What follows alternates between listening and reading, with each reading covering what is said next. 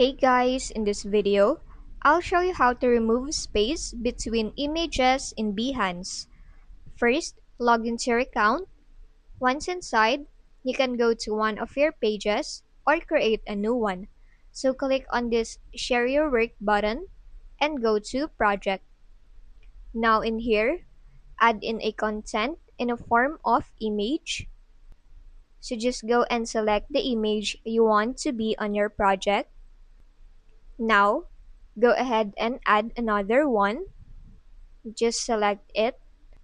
And in here, as you can see, between the images, they have here a space.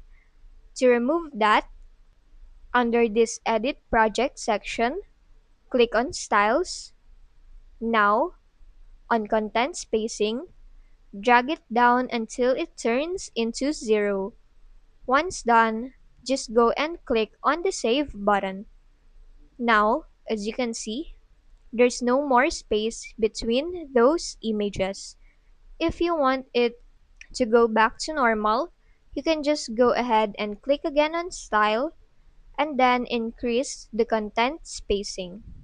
But that's just basically it. You can also do that to other images on your project.